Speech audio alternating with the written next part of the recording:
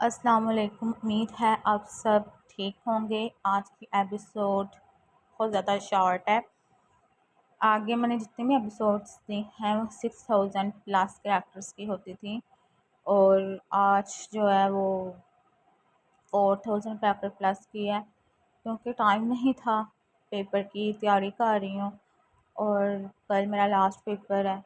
اس کے بعد انشاءاللہ نیکسٹ سیمسٹر سٹارٹ ہونے تک میں فری ہوں، اور انشاءاللہ پھر میں کوشش کرنے والی ہوں کہ اس ناول کو میں جلدی اینڈ کر دوں اس کا، اور یقیناً سفر محبت کی اینڈنگ کی طرح آپ کو اس کی بھی اینڈنگ اچھی لگے گی۔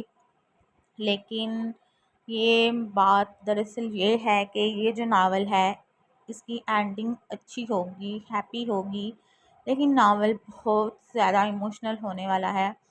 اب سب سے پہلے انس اور عریشہ کا نکاح ہوگا۔ ان کے نکاح کے بعد جو ہے سٹوری ایموشنل جو ہے وہ سٹارٹ ہو جائے گی، اور کل میں ایپیسوڈ نہیں دے رہی کیونکہ کل میرے پیپر ختم ہو رہے ہیں، تو مجھے ایک دن کی چھٹی چاہیے اور میں ریلیکس ہونا چاہتی ہوں۔ اس کے بعد نیکسٹ ایپیسوڈ سٹارٹ کرتے ہیں۔ اس وقت وہ ایک گھر کے سامنے کھڑا تھا، ناک کرتے ہی دروازہ جٹ سے کھلا تھا۔ کون ہو تم؟ مجھے کبیر سے ملنا ہے۔ ہاں بولو، میں ہی ہوں کبیر۔ او تو تم ہو کبیر۔ ایک قدم آگے بڑھاتے وہ گھر میں داخل ہوا تھا۔ بھئی کون ہو تم؟ نکلو میرے گھر سے۔ خاموش، اس کے جبڑے پہ مکہ مارتا وہ گڑایا تھا۔ جب تک بولنے کے لیے نہ کہوں تمہاری آواز نہ آئے مجھے۔ کون ہو تم؟ تم جیسوں کے لیے مجھے ایگل کا لقب دیا گیا ہے۔ اس کی گردن کو اپنے ہاتھوں میں جکڑے گرا کر بولا تھا۔ لیکن باقی دنیا مجھے شایان ملک کے نام سے جانتی ہے۔ اس کا بازو مروڑ کر اپنی سرخ آنکھیں اس کی آنکھوں میں گار کر سرد لہجے میں بولا تھا۔ مجھے چھوڑ دو پلیز، میں کچھ نہیں کیا۔ اس رات کا سچ بتاؤ۔ تو چھوڑ دوں گا۔ کس رات کا؟ اس کے ہکلا کر کہنے پہ شان عرف ایگل نے اپنے باری مکہ اس کے جبڑے پہ مارا تھا۔ اس رات کا جس رات کے کارنامے کے بعد تم اس بل میں چھپ کر بیٹھے ہوئے ہو۔ اس کے گردن کو جھٹکا دیتا وہ درد سے کراہ کر چیخا تھا۔ بتاتا ہوں، میں یہ سب رمشاد ذوالفقار کے کہنے پہ کیا تھا۔ جھوٹ مت بولو۔ وہ جنونی انداز میں کئی مکے مارتے اس کا چہرہ لہولہان کر گیا تھا۔ میں سچ کہہ رہا ہوں۔ رمشا میم نے مجھے کہا کہ اذا نام مت لو میری بیوی کا۔ اپنی گندی زبان سے اس کی گردن جکڑتے دہارا تھا۔ اگر یہ جھوٹ ہوا تو دردناک موت تمہارا مقدر ہو۔ قہر آلودہ نگاہوں سے اسے گھورتا اس کی گردن کی محسوس رگ دبا کر اسے بے ہوش کر گیا تھا۔ بابا کدھر ہیں؟ میم وہ اپنے روم میں ہیں۔ ملازمہ کی بات سن کر وہ ذوالفقار صاحب کے روم کی جانب بڑھی تھی۔ ہیل کی ٹک ٹک پورے ہال میں گونج رہی تھی۔ کمرے کے باہر رک کر دروازہ ناک کر کے اندر داخل ہوئی تھی۔ بابا مجھے آپ سے بات کرنی ہے۔ ذوالفقار خان نے اس کی آواز سن کر اپنی اینک اتار کر سائیڈ پہ رکھ کر اس سے بیٹھنے کا اشارہ کرتے اپنے ہاتھ میں موجود بک بند کر گئے تھے۔ پچھلے 2 دنوں سے میرا کریڈٹ کارڈ نہیں کام نہیں کر رہا، مجھے شاپنگ پہ جانا ہے، اس لیے مجھے آپ کا کارڈ چاہیے۔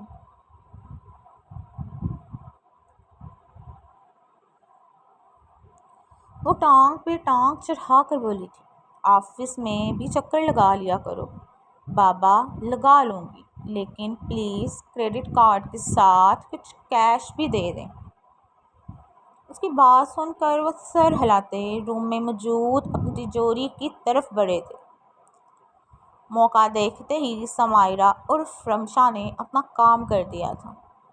کچھ پیسے اور کارڈ لا کر اسے تھما کر گہری شکیہ نگاہوں سے اسے دیکھتے ہیں۔ وہ مسکرا کر جیسے آئی تھی ویسے چلی گئی۔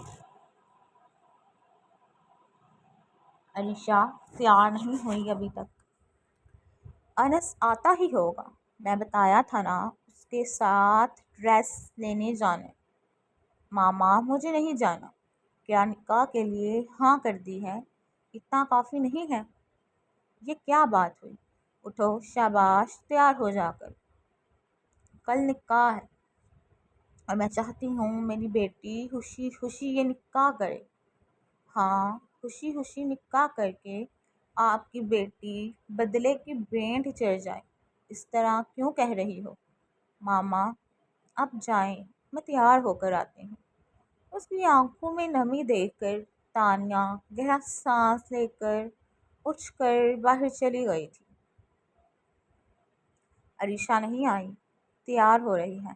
عاشر اگر اس کی مرضی، پلیز میری بیٹی کے لیے جو بہتر ہے میں وہی کر رہا ہوں، تم فکر مت کرو۔ عریشہ کو آتے دیکھ کر مسکرا کر بولا تھا۔ سلام کی آواز سن کر وہ تینوں دروازے کی طرف دیکھتے ہیں، جہاں انس خان بلیک 3 پیس میں اپنی شاندار پرسنالٹی کے ساتھ اندر داخل ہوا تھا۔ اس کے پیچھے ڈرائیور تھا جس کے ہاتھ میں کچھ سامان تھا۔ تھی یہ عریشہ کا نکاح کا سامان، میں خود ہی لے آیا ہوں، آپ چیک کر لیں، اگر کوئی چیز کم ہے تو مجھے بتا دیں۔ اس کی بات سن کر عریشہ سامان دیکھتی ہے۔ لہنگا، جیولری، سینڈل، ہر چیز برابر تھی۔ نکاح ہے، شادی نہیں جو آپ لہنگا لے کر آئے ہیں۔ وہ ڈیپ ریڈ کلر کے لہنگے کی طرف اشارہ کرتی ناک کے نتھے پھلا کر بولی تھی، نکاح کے ساتھ میں رخصتی چاہتا ہوں۔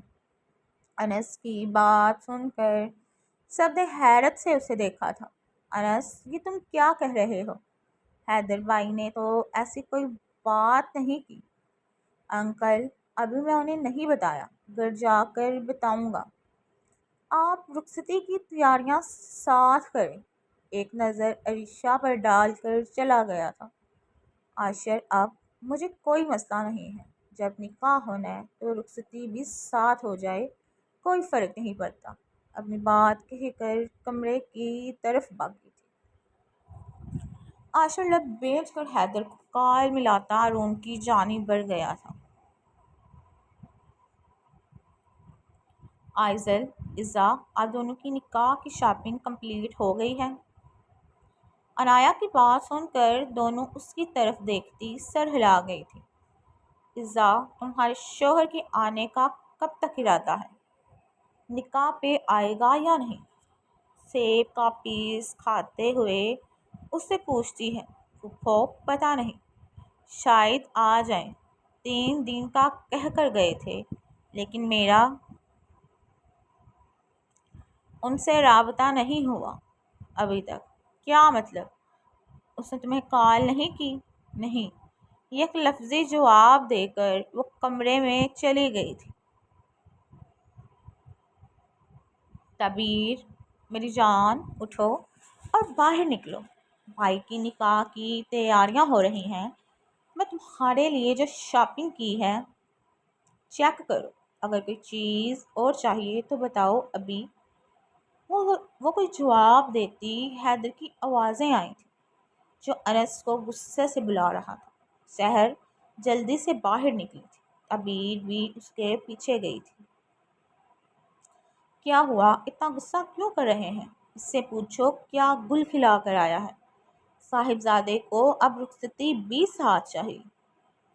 हैदर की बात सुनकर सहर ने अनस की तरफ देखा था, जो पुरसुकून अंदाज में टांग पे टांग चढ़ा कर बैठा हुआ था। जब निकाह करना है मुझे नहीं लगता रुखसती में हर्ज है, कंधे उचका कर उठा था। अनस, तुम्हारे दिमाग में क्या चल रहा है? बाबा, फिलहाल तो वेडिंग नाइट की प्लानिंग चल रही है, उसके बेबाकी से कहने पे जहाँ हैदर का चेहरा गुस्से से सुर हुआ था, सहर का शर्मो हया से जबकि ताबीर होंकों की तरह ये सब देख रही थी। तुम्हें जरा भी शर्म लिहाज बाकी है? उसकी बात सुनते हैदर गिराया था। बाबा, ये सवाल परसों पूछिएगा कि अभी भी शर्म बाकी है या दफ़ा हो जाओ यहाँ से। इससे पहले वो बेशर्मी की हर हद पार करता। गुस्से से वो दुहारा था। मेरा बेडरूम की मेरे बेडरूम की डेकोरेशन गुलाब के फूलों से हो तो मुझे बहुत पसंद आएगी। जाते जाते वो हैदर को आंख मारना ना भूला था। अब क्या करना? सहर ने परेशानी से पूछा था। पहले जहाँ निकाह होगा अब वहाँ रुखसती होगी। अपने बाल पे हाथ फेरते हुए वो जब्त से बोला था। तबीर बीबी, आपका पार्सल आ गया है। मुलाजमा की बात सुनकर वो उसे देखती है। मेरे रूम में रख दें। मामा एक कप चाय पिला दे। सफ़र बैठ कर बोली थी। अम्मा, कल आशा जसानी की बेटी का निकाह है, आप जाना चाहती हैं? इनके पाँव की मालिश करता मुस्कुरा कर पूछता है। नहीं, ये एक लफ्ज़ी जवाब देकर अब आंखें मूंद गई थी। फ़ाइज़ा, आज़म को बोलो गाड़ी निकाले, ज़रूरी काम से जाना है। Okay sir. वो बाहर चली गई थी। अम्मा, एक दफ़ा मिल लें।